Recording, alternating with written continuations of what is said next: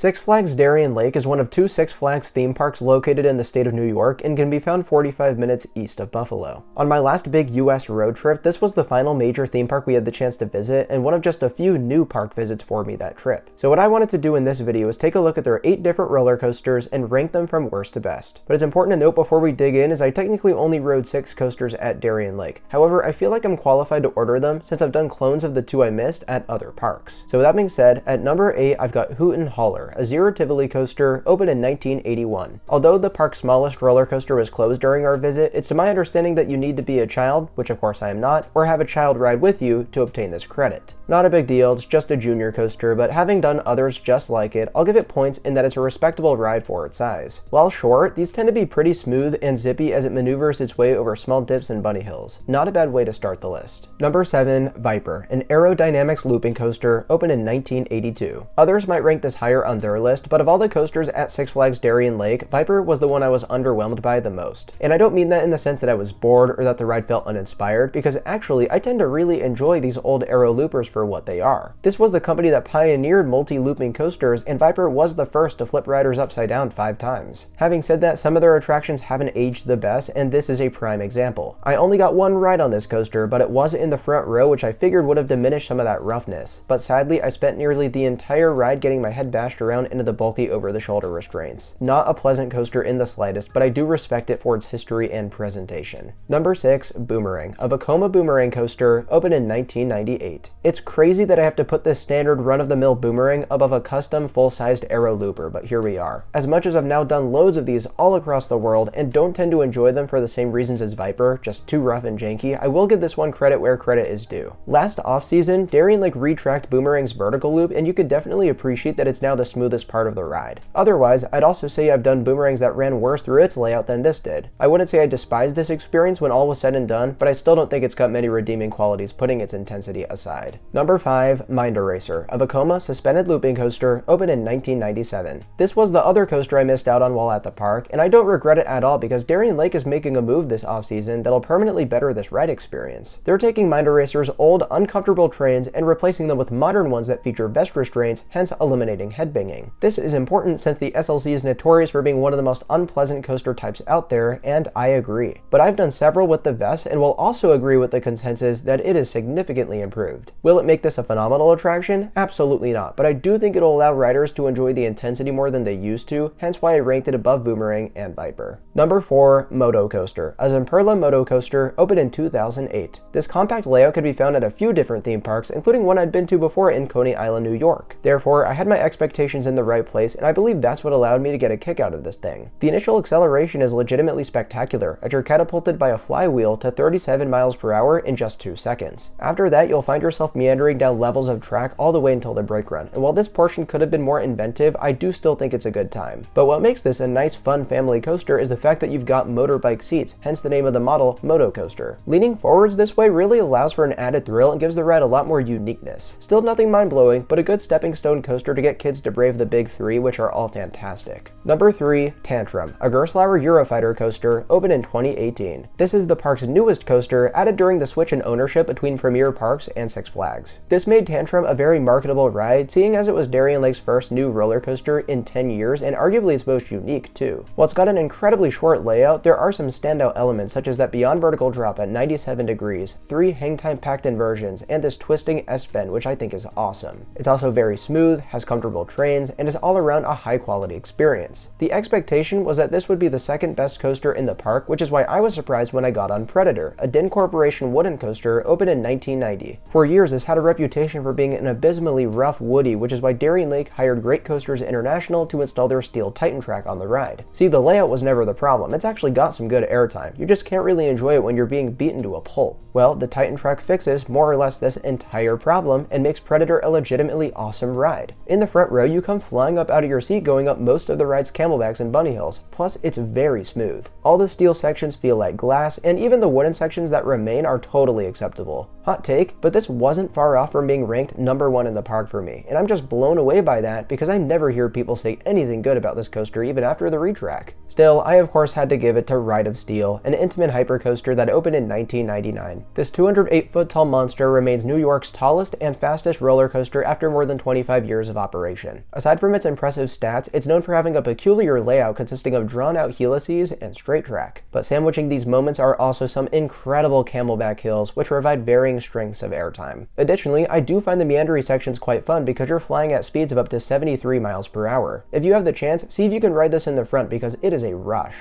Now, there is a mirrored replica to this at Six Flags America in Maryland, and I had ridden that years prior, so I generally knew what to expect. I was always a big fan of that coaster, and while I enjoyed this one too, I can't lie, it didn't run nearly as good. I found that it was quite jittery and didn't maintain its speed as well as it should have. Later in 2024, these thoughts were also cemented after getting re-rides on Superman Ride of Steel, which I still consider a decent bit better. With all that being said, I still have to give this thing credit because it's got such an imposing stature and does have some fantastic attributes. It's definitely the best coaster at Darien Lake, and considering that the park likes to continuously invest in their pre-existing rides, I hope they make this even better. New trains, a fresh coat of paint, and a theming refresh could go a long way. Alright now, thank you all so much for watching. Be sure to give this video a like if you enjoyed it, and subscribe to Coaster Dash for more content like this in the future. If you've been to Six Flags Darien Lake, I'd love to hear which coasters are your favorites and what you'd like to see be added in the future. Until next time, I'll see you all very soon. Bye guys.